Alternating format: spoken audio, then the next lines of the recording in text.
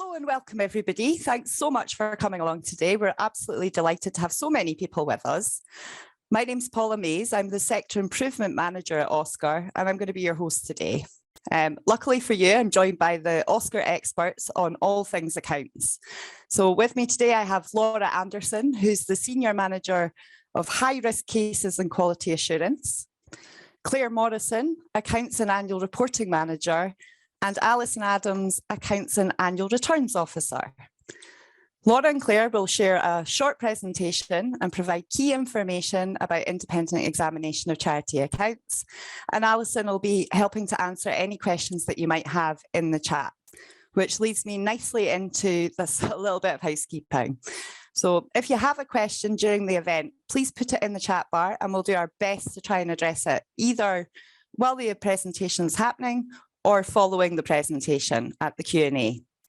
We'd appreciate it if you could stay on mute for the duration of the event while we're recording it so that we can publish the recorded event on YouTube after the fact, just in case people haven't been able to attend today.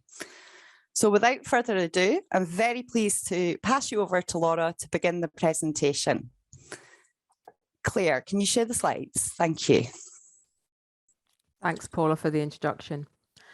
So a very good afternoon, everyone. It's really lovely, as Paula says, to have you all with us this afternoon for our webinar. Let's take a wee look at what Claire and I are going to cover today in our presentation before we have, as Paula says, plenty of time for questions and answers and discussion potentially on the topic of independent examination. So firstly, I'm going to start us off by taking a bit of a look at what really taking on the role of an independent examiner actually involves. What does it really mean in practice? I'm going to take a look at the skills and the knowledge that you need for the job itself, what the trustees of the charity that you're providing the service for are likely to expect from you, and also walk you through just very gently what the main activities are that you'll need to carry out in the course of your independent examination. After that, I'm going to hand over to Claire, and she's going to talk about the common mistakes that we often see in annual reports and accounts that are submitted to us. And then she'll round you off with explaining a bit about what happens when you need potentially to make a formal report to OSCR at the conclusion of your independent examination work. So hopefully that sounds like what you signed up for today. Let's make a wee start. Could I have the next slide? Thanks, Claire. So what do you need to be an independent examiner? I think here the first thing is to think about whether you're the right person to undertake the independent examination of a charity's annual report and accounts. And there are a few things that you need to consider in this area to be sure that you can fulfill the responsibilities that come along with the role of an independent examiner. Firstly, the clue is in the title, I would say. You need to be independent of the charity. Now, that doesn't necessarily mean that you need never to have had any involvement with the charity whatsoever, or you need to live 20 miles away from where it's based. But what it does mean is that you need to be independent of the running of the charity's finances in particular. So, for instance, you cannot be one of the trustees of the charity concerned, and you can't be involved in running the charity, for instance, as an employee. Also, you can't be involved in the preparation of the charity's accounting records. Because if you do that, you would ultimately, as an independent examiner, be considering your own work, and that would undermine the integrity of the independent examination process itself. Independence also stretches a little bit further than that, however. It extends to people who are connected to the charity in certain ways. For instance, as a result maybe of a family relationship, a connection with a charity trustee, or a commercial relationship. So in terms of a family relationship, if, for example, you're the parent or the child of a charity trustee or one of the employees of the charity, you wouldn't be considered to be independent of that organisation. Connections with charity trustees might also refer to being employed by a charity trustee in the trustee's own business. Say, for example, the charity trustee ran a cycle shop and you were employed as a shopkeeper in that shop. You wouldn't necessarily be considered to be independent from that charity trustee. Commercial relationships might include being employed by an organisation that provides funding to the charity, or an organisation that the charity has some sort of contractual relationship with, maybe for some sort of other service other than independent examination. So put quite simply, there needs to be some distance between you and the charity for you to be properly independent. Independence is, of course, really important because the role involves taking quite a dispassionate view of what is in front of you and to provide a formal statement about that. Once you're clear that you're properly independent of the charity, you need to then consider whether or not you have the right skills and experience for the role. Now, the law here refers to an examination being undertaken by someone who has the requisite ability and practical experience to understand the role. And we think it's quite helpful to try and unpack that a little bit for people, to try and explain what that really means in practice, because it's a question that we're sometimes asked. So in brief, what this kind of covers is that you need to be able to firstly understand what the charity's annual report and accounts should actually include. So understanding the legal requirements for the type of accounts that the charity is preparing, be those receipts and payments accounts or fully accrued accounts. Later on, Claire's going to really helpfully do a nice little recap for us on what receipts and payments accounts should really include, because that's the type of accounts that we're primarily going to concentrate on today. Next, you need to be able to know what the charity's books and records should look like and should contain. So this includes the accounting records for the charity as well as other records. Accounting records need to record the money that the charity has received and the money that it's spent. Other records could include minutes of the meetings of charity trustees, contracts that the charity is a party to, and agreements potentially with funders for money that the charity has received or is due to be receiving. Then you need to consider the legal framework that the charity operates within. Generally, what this means is that you need to understand what's called the charity's governing document. Now, the form of this governing document and what it's called will often depend on the legal form of the charity concerned. So, for instance, many unincorporated associations and SCIOs, now SCIO is a Scottish charitable incorporated organisation, many of them refer to their governing document as a constitution. For charitable companies, you'll hear reference to the Articles of Association. That's the governing document for the organisation. And it's a really key, important document for the independent examiner to have a copy of, to read, and to consider what it means for their role. Not least because it might contain a requirement for the charity's accounts to actually be audited instead of independently examined. And we're going to look at that a little bit more later on as well. Finally, you need to understand your responsibilities as an independent examiner. What do you have to do in that role? What are the deliverables that you have? You really need to think about what it involves so you can be clear that you can do the job in hand. And finally, just to highlight, although we're concentrating on receipts and payments accounts today, let me just mention that if the charity is preparing accrued accounts, then the independent examiner also by law needs to hold a professional qualification. And that's a qualification with one of the recognised bodies that is detailed in the regulations. And it's also detailed in section 4 of our guidance for independent examiners. Okay. Claire, could I have the next slide? Thank you.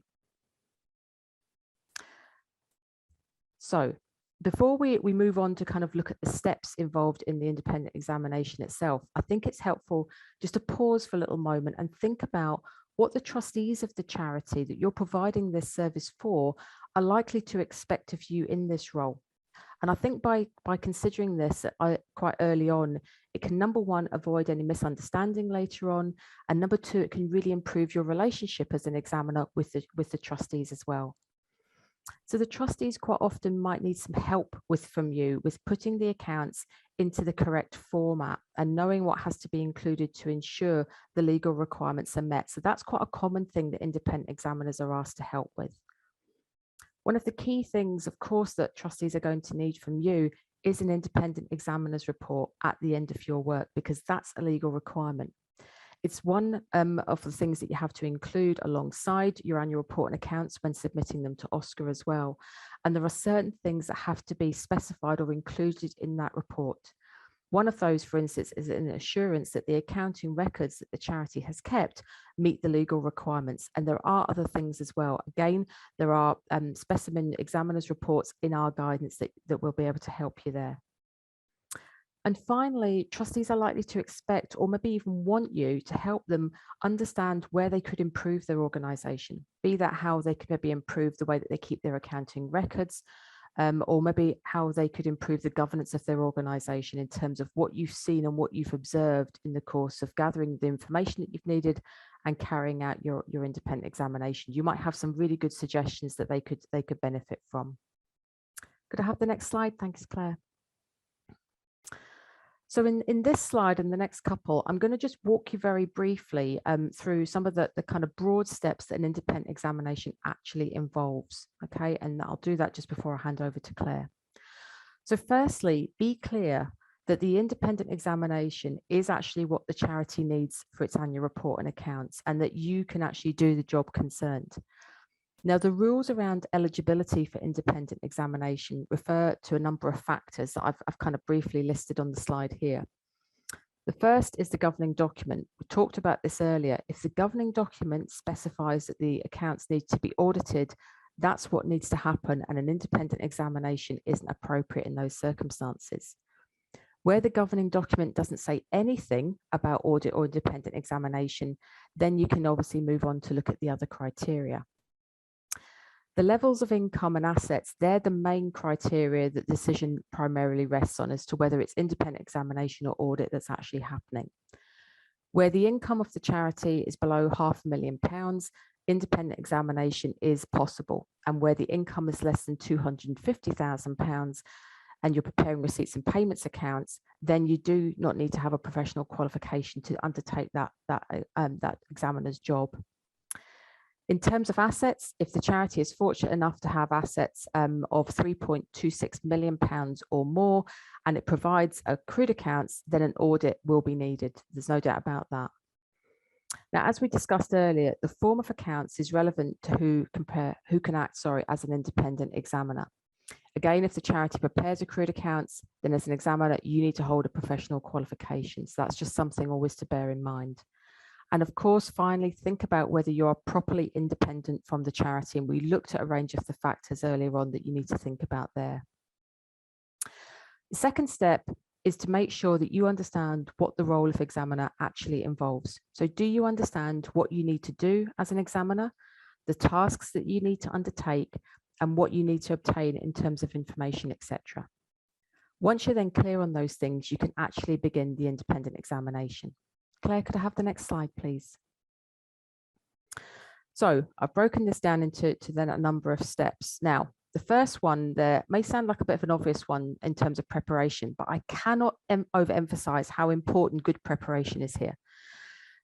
If you take time to properly understand the charity that you're dealing with and you're trying to conduct an independent examination for, I guarantee it will make your life 10 times easier as you move through the process. If you don't understand the organisation that you're trying to provide the service for, you're highly unlikely to be able to do your job properly. So what I mean here is take time firstly to understand how that charity operates. What are, for example, its purposes? What is it actually set up to do? And what are the activities that it carries out to deliver on those charitable purposes and those aims?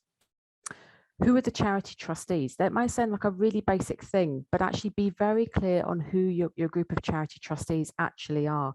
How often do they meet, for instance? Do they meet online? Do they meet in person? How do they keep the notes of their meetings? Does the charity have a website or perhaps a presence on social media? And that might provide some more information about what is happening day to day and the activities that they're carrying out.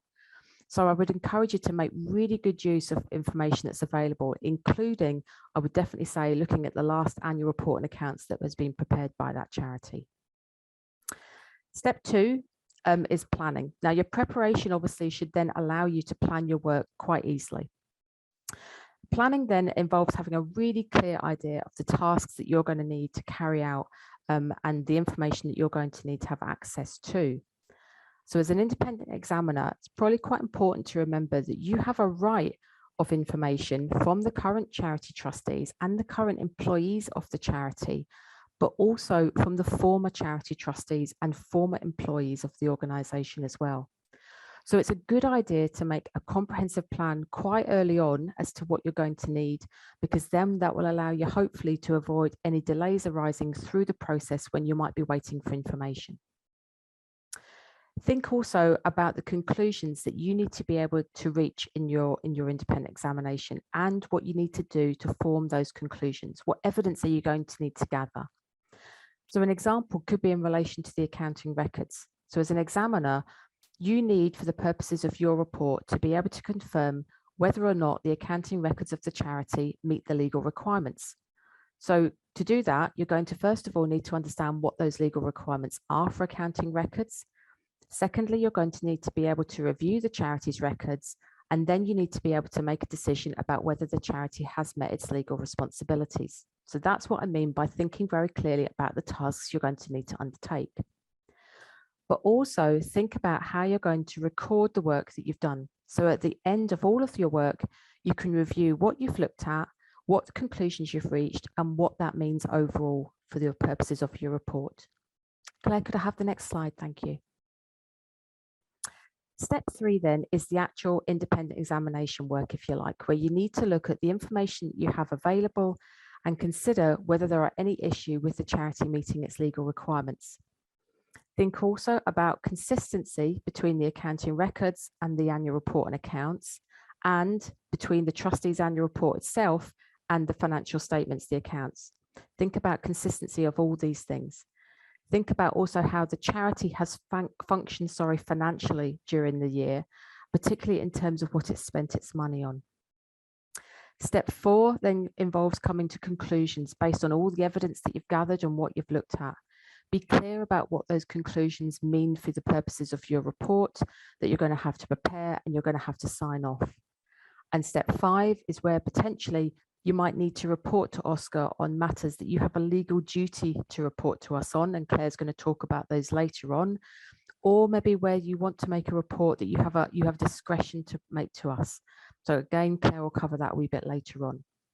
So without further delay, I'm going to hand over to Claire and let her take you through some of the kind of recap on receipts and payments accounts first. Claire.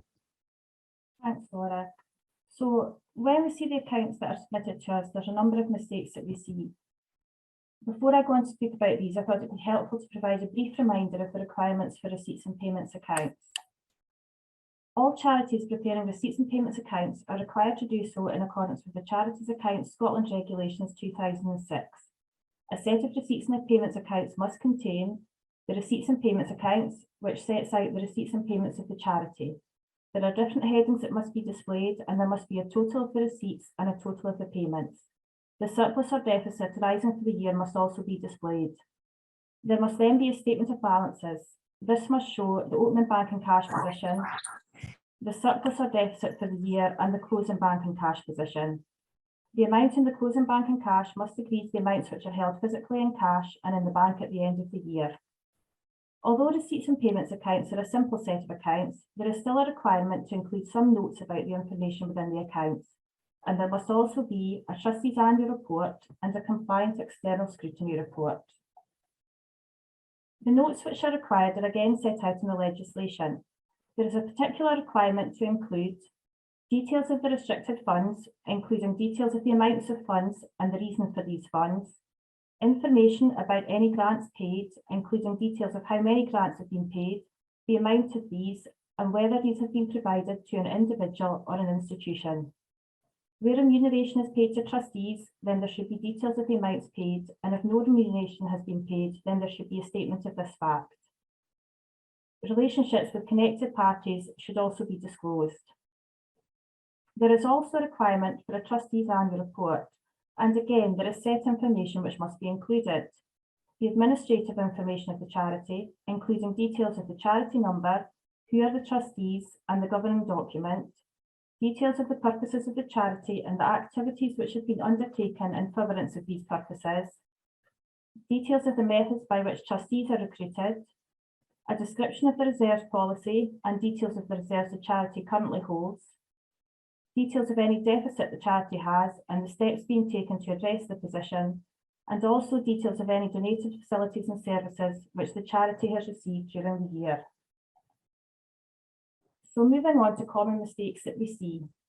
The first mistake we see is that the incorrect type of accounts are prepared. As Laura said, charities can only prepare receipts and payments accounts if their income is under 250,000. If the receipts and payments accounts show income of more than 250,000, then these cannot be prepared. It's important to note that this includes income received from unusual and one-off transactions, such as the receipt of income from the sale of a property or income received from a loan advance to the charity. The examiner should be satisfied that the income does not reach the threshold for receipts and payments accounts. And as Laura said, you should check the governing document of the charity to ensure that receipts and payments accounts can be prepared. Some governing documents contain reference to fully accrued accounts being required, so you do need to check this. And again, to check that independent examination rather than audit is permissible.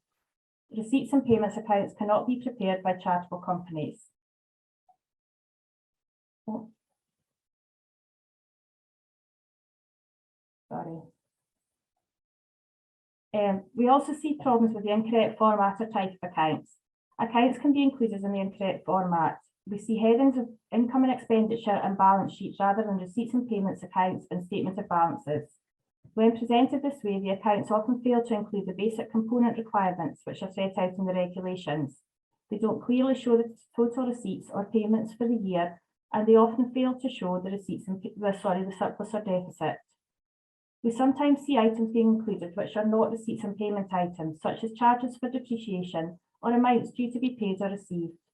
Where receipts and payments accounts are prepared, there should be no inclusion of non-cash items. The receipts and payments account should only reflect the amount shown through the charity's bank account. There should be a separate statement of balances, and this should clearly show the opening bank and cash position, the surplus and deficit, and the closing bank and cash position. We often see accounts which show cash and bank positions, but they don't show the surplus or deficit in the statement of balances. Charities receive funding which can be restricted or unrestricted. Unrestricted funding is available for the charity to use to meet any general expenses of the charity. Restricted funding is for a specific purpose and can only be used for that purpose. Where funding is restricted, then it must be shown separately on the face of the receipts and payments accounts. There should be a separate column showing the funding, and the income and expenditure should be clearly shown. The charity should also have a note which explains what the restricted funding is being received for. We often see sets of receipts and payments accounts where funding has not been split and where there is no restricted funding recorded. It's important that charities understand their funding streams. Funds which are restricted cannot be used for something different, and they must ensure that these are properly recorded and presented. We also see basic addition errors in the accounts. Sometimes it looks as though the accounts have not undergone basic checks to make sure the figures add up and are totaled correctly. Where accounts are prepared using our templates, it's sometimes the case that columns are not totaled, and this results in errors being carried forward. It's really important to make sure the additions are all correct in a set of accounts and that the figures are correctly carried forward. Many of the accounts we receive are published on our website, and these addition errors can be really off-putting for funders looking at the accounts. We also sometimes see accounts where items have been netted off. A common example of this is where there is income received from a fundraising event and the net receipts are shown within receipts. The amounts in the receipts and payments account should not be netted off in this way. Any amount should be shown as receipts, and then the related expenditure should be shown within the payments. A further requirement of the regulations is that the information for the previous financial year is also included. We sometimes find this is missing and only information for 1 year is shown. The comparative information should be shown alongside the current year information so that it's easy to compare from 1 year to the next. Including the comparative information also makes it easy to see that figures have been carried forward correctly. It means you can easily check the closing bank and cash position, then agrees to the opening bank and cash position. As explained earlier, there are a number of notes which must be included within the receipts and payments accounts. We often see that the notes are missing in their entirety or that there are minimal notes to the accounts. It's important to check as an examiner if there's information which should be included. Does the charity use a property rent-free, for example? If so, then this should be included as a donated facility. And there should always be a trustee remuneration note. It should either say there is trustee remuneration or indeed a statement that no remuneration has been paid. The examiner should review the information they have and ensure they are satisfied that the relevant notes are included. As part of your examination, you must consider whether the financial information in the accounts is consistent with the information in the trustee's annual report. Firstly, it's important to note that the trustee's annual report is the responsibility of the trustees of the charity. They should be the ones who are considering the information to include and writing this report. Whilst you can help them to ensure that the relevant sections are completed, this should not be written by the examiner. When the trustee's annual report is prepared, you need to read and consider this as part of your examination. You should be checking that it fits with your understanding of the charity and the information held within the rest of the financial statements. If there is numerical information in the report, around reserves for example, then you should be checking if this is correct. Too often we see sets of accounts where there is no trustee's annual report included, or it's a copy of the chairman's report at the AGM. We also see errors in the independent examiner's report itself. The accounting regulations set out information which must be included in the independent examiner's report. The report must set out the regulations under which the examiner undertakes their examination. Receipts and payments accounts are prepared under Regulation 9 of the Charities Account Scotland Regulations 2006. In your independent examination, you are confirming that the accounts agree to the records held and that the receipts and payments account and statement of balances comply with Regulation 9. It is important that you say this within your report, so it is clear that you understand the regulations and you have undertaken the correct checks. We see reports that incorrectly contain references to Regulation 8 or contain references to the England and Wales regulations. We also see accounts where there is a statement that the accounts have been checked, and this statement is usually signed, but there is no reference to the regulations under which the check has been made. We sometimes see errors in period end dates as well. The charity's year-end date will normally be 12 months after the previous year-end. You should check both the register entry and also the charity's constitution. Check that the year-end to which the accounts are being prepared to is the correct one. If the constitution requires a specific year-end, then this must be adhered to. The financial year-end can be amended, however, there are rules around this.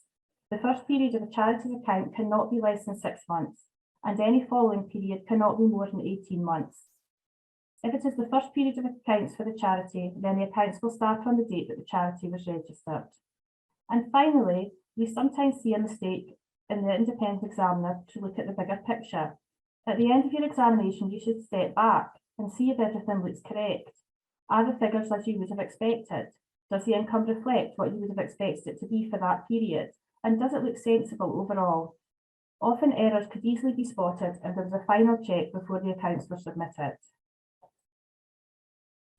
So moving on to matters that need to be reported to OSCR. As an examiner of a charity, you have some responsibilities to make reports to us.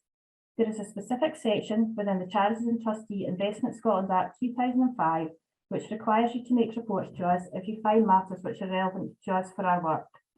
The requirement applies to any person appointed to carry out an independent examination or audit of the charity's statement of account and who is acting in that capacity.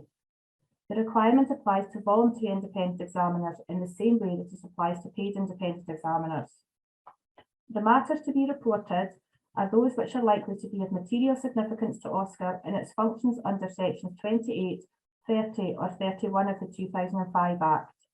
These sections relate to the powers OSCR has in undertaking inquiries and the action that we can take as a result of those inquiries. OSCR has, alongside the Charity Commission England and Wales and Charity Commission Northern Ireland, prepared guidance in relation to what specific matters need to be reported.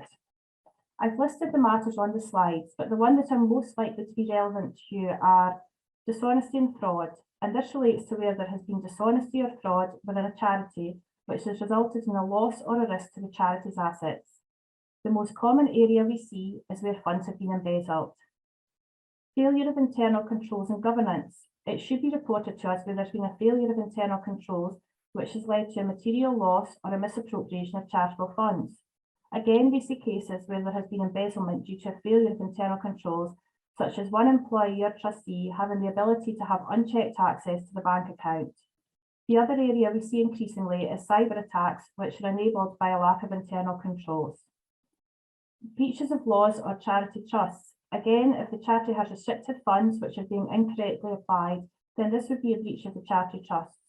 If this leads to material funds being incorrectly applied, then this in itself is a reportable matter.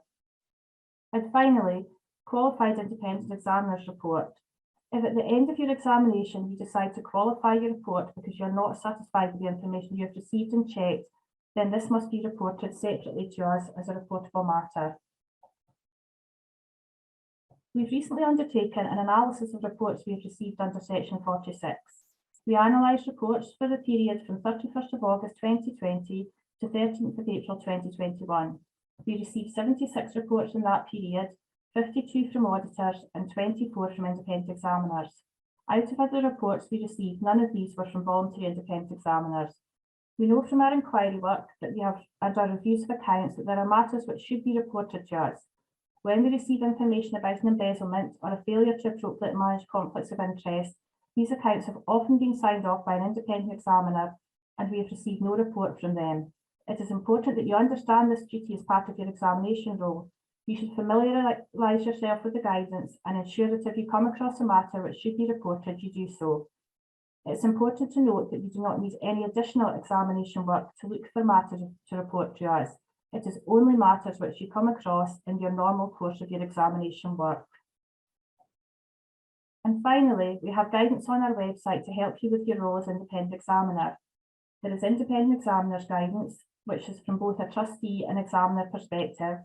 There is a receipts and payments work pack, which sets out performers for the preparation of accounts. And we also have a matters of material significance guidance, which sets out the matters which should be reported to us. Thank you. Thanks, Claire. Thanks, Laura, for really informative presentation. I've been at OSCR for a long time and I feel like I've learned a lot today. We've had a couple of questions in the chat and we've also had a couple of questions in advance. So I'll take you through those first of all. Laura, the first question's for you, please. Should OSCR have the power to require charities to change their independent examiner where it is clear that the examiner does not have the necessary knowledge and skill to carry out a competent examination? Thanks, Paula. Interesting question. Okay. Okay. My view on that is that it's the responsibility of the charity trustees to engage a suitable person to carry out the independent examination. If the trustees fail to do that, then that could be considered by us to be mismanagement in the administration of that charity. So we would tend in those situations to work with the charity trustees to explain why in that situation we felt that they had made an inappropriate choice, to explain our view about that decision and the implications of it potentially, and hopefully for that to be sufficient to allow that group of charity trustees to let them see what steps they need to take to remedy things. I think that I think is a better way forward than us having something quite specific to direct the charity in that specific situation, because it is very much a responsibility of the trustees to engage a suitable person. So I think it's about helping the trustees to understand where they might have made the wrong choice, to understand what the problems are arising from that, and to hopefully allow them to remedy it themselves. I think that's a better way forward in that context. Thanks very much, Laura. Really useful. Claire, I'm gonna direct the next one to you. Laura mentioned in her presentation that some governing documents require an audit. If your governing document says that you need an audit, but you have a low income that doesn't require an audit, what do you do? You can change your governing document to allow you to change over to independent examination. You would need to have a look at your governing document first of all and check that that allows you to make changes, because there may be clauses that don't allow you to make changes, but most governing documents will. And if that's the case, then you would follow your governing document as to how those changes should be made, whether that be in call a meeting, and make the necessary changes to allow for independent examination to take place to allow for that level of scrutiny. Super, very helpful. Thank you very much. We've had a couple of questions from Martin Allen, and I wondered, Martin, if you wanted to unmute yourself and ask your questions directly to Laura and Claire.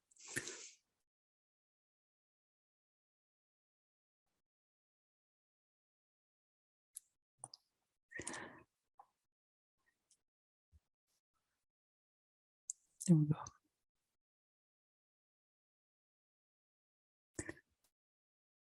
You're off mute, Martin. How can we help you?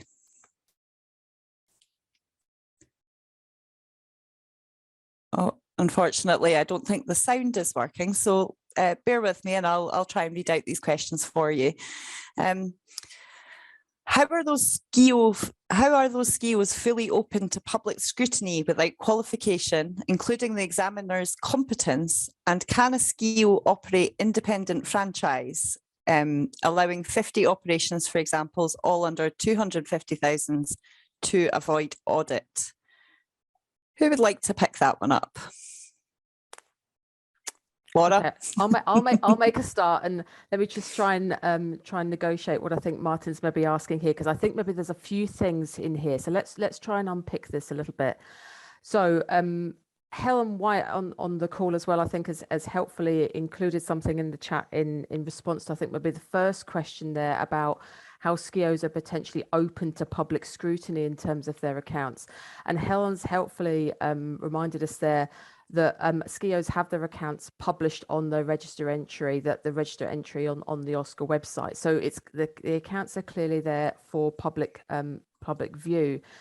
Now, as we said, if a charity is preparing receipts and payments accounts, income under £250,000, which potentially a SCIO would be permitted to do, then the independent examiner doesn't need to have a professional qualification. That's the way that the law is set out. The question about competence of an independent examiner, I think we covered that in the presentation. You know, it is the trustee's responsibility to make sure that they choose someone who has the appropriate skills and experience to carry out the job. The question, the second kind of part of the question there about can SCIO operate an independent franchise? Many charities have a range of different activities that they undertake. Not necessarily, I wouldn't necessarily describe them as a franchise model, but they often have different activities that they undertake, or they might undertake activities based in different locations. And that's just a fact of how that charity operates. Providing, again, the income is less than £250,000, they are legally able to prepare a set of receipts and payments accounts, and they will not require an audit. A SCIO is no different in this respect to an unincorporated association or a trust, for instance. You know, it's the way that the rules are created in terms of the rules about income potentially and the rules about audit in particular. Martin, I'm really hoping that we've answered your question sufficiently there. But if we haven't, please feel free to maybe pop something in the chat to help us understand if we've maybe missed something there. Okay, great. Thank you, Laura. We've got a couple more questions that have come through the chat. So Mark is asking, which internal control standard should be applied by charities for an examiner to make a judgment of breaches? Claire, can I give that one to you, please? Yes, so really that will depend. So it will depend on the size of the charity, what internal controls they have. Many charities are quite small and they're operating with volunteers. So they need to have something which is appropriate for their charity, but we would expect there to be some controls there. I think the real breaches we tend to see is where there's just been a complete lack of internal controls. So, for example, one trustee has complete access to the checkbook or the bank account, and they can make withdrawals without anybody else having oversight of it. So again, it will very much depend on the charity, but I think it would be looking very much at having some basic internal controls for smaller charities. And as the size and complexity of that charity increases, we would expect those to be a bit more robust as well. Thank you, Claire. And Paula, Laura? Oh, sorry, Paula. I was just going to add that if you want any more guidance around financial controls, there's a specific part in the guidance and good practice for charity trustees that talks about internal financial controls for charities. As Claire articulates really well there, it has to be what's appropriate for the size, the shape, the scale of that organisation. But there's some good stuff about financial controls in the charity finance section of the guidance and good practice for charity trustees. And we'll pop a link to that in the chat in just a moment. Super. Thanks very much, Laura. That's really helpful. Tom, well, I've got you on off mute. Tom is asking if an examiner has specific recommendations, should these be included in the examiner's report or in a formal report to the trustees? Okay, I think that's a really great question. And Tom, I'm delighted that you're already thinking about where you're going to put your recommendations for the charity trustees. That's fantastic. Normal course would be to put them in a separate report for the charity trustees. The formal report, the formal independent examiner's report, tends to sit as part of the annual reports and accounts document, tends to sit all as one package there. So if you've got recommendations or suggestions for improvement for how that charity could function slightly differently or slightly better, I would suggest putting them in a separate report to the trustees. That way the trustees can take that possibly at their next board meeting and have a good discussion about what they might do in response to those recommendations. And they might then choose in their following year's trustees annual report to talk about maybe the changes or the improvements that they've made as a result of that. But I would put it separately in a report. Great, thanks, Laura. I think we're just about coming to the end of the session. If you guys have any burning questions, please put them in the chat. But in the meantime, Claire, Jeanette has asked, could you just cover over quickly some of the trustee annual report, the kind of deficiencies, if you like, that we see while we're waiting to see if there's any more questions in the chat? Yes, so the main deficiencies we see is that the required elements are not included. So there's required information that should be included in the trustees annual report. Quite often we see a chairman's report being submitted and that doesn't contain the required information. The reports can also be quite brief and just don't contain enough description or detail. I think another thing that often comes across is there can be sort of boilerplate reporting. So what happens is they copy and paste from something they've seen somewhere else, or it's just carried forward from year to year without any real thought put into it. So, I mean, for us, the trustees annual report is really important because it's about trustees being able to tell the story of their charity and tell funders and users of the charity what they're doing. So it should be a really focal point of the set of accounts and contain really detailed information. Again, we've got quite a lot of guidance on our website about trustees annual reports and what should be included. So we would recommend to trustees that they have a look at these. And then as an examiner, it should be checking that all the required elements are included. That's super clear. Thanks very much. There's one more question in the chat. Laura, Martin Allen is asking, am I hearing you say that poor governance and poor capacity is trust and carry on until apprehended without qualified independent clarity? And if red flags are raised, it's put down to improvement mentoring, rather than charity impact measuring. Quite a tricky one, I think. Okay, Martin, it's a shame that we can't have a bit of a chat about this because I think I'm quite interested in perhaps what your concerns are here. But essentially, I guess what we're saying is that we expect every charity trustee to exercise really good governance in the running of their organisation. That has to include appointing somebody who's right for the role of the independent examiner. There is no way that the OSCR, in its kind of infinite wisdom, can monitor the independent examination that's being carried out on all charities that are having independent examination across Scotland. There are 25,000 odd charities in Scotland, most of which are eligible for independent examination. But it's the trustee's responsibility to make sure that they're appointing someone appropriate. It's the independent examiner's responsibility to consider whether the charity trustees are fulfilling their responsibilities in terms of keeping good records, preparing proper accounts, and the two matching up to each other. So there is kind of a dual relationship there, I guess, in terms of good governance in many ways. If red flags are raised, I think you're asking the question there: is it put down to improvement, kind of monitoring? I'm not quite sure the point you're trying to get at there. What I'm taking from that is perhaps a question about if the independent examiner is kind of seeing a red flag in terms of how the trustees are operating and how the charity's functioning. Is it just about then raising an improvement flag? No, it's not. And I think that's the point that Claire was trying to make about the duties for independent examiners and auditors to report to OSCR when there are matters that are particularly significant to our regulatory role. If it's related to one of the matters that Claire had on her slide earlier, that is a matter that must legally be reported by the independent examiner to OSCR. There is also a discretion for independent examiners to report to OSCR on other matters that they might think are relevant to our regulatory role. So again, if an independent examiner is seeing something that's not appropriate in the charity, but it doesn't fall into one of those categories on Claire's slide, then they still have an option to report to us as well. We do have separate guidance on that reporting of relevant matters to OSCR. And again, we can put a link in the chat to that in just a moment. I'm really hoping that that answers your question. Okay, thank you very much, Laura.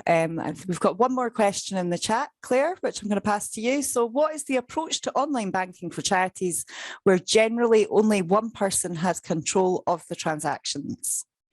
Yeah, this can be a difficult one because quite often it is set up so only one person can make transactions. So it's really finding suitable controls that can be brought into place to help reduce the risks around that. So it could be ensuring that there's clear cut-offs for authorisation of expenditure so that certain amounts must be have two trustees sitting there while the transaction's made.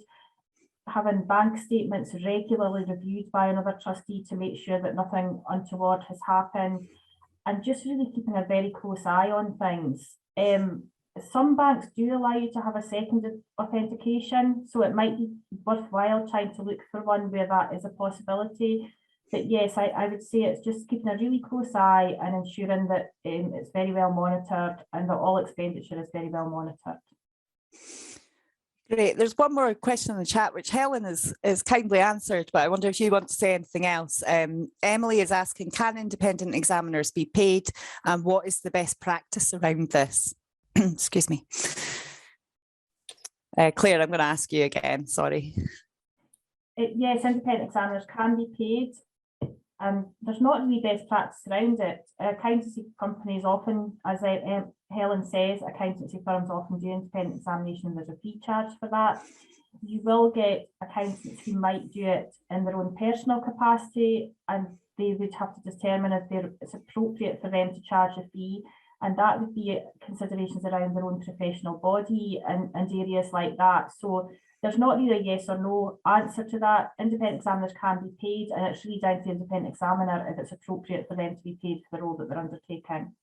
Well, with that then, I'll say thank you so much to our presenters today and to all of you for coming along. We really appreciate it.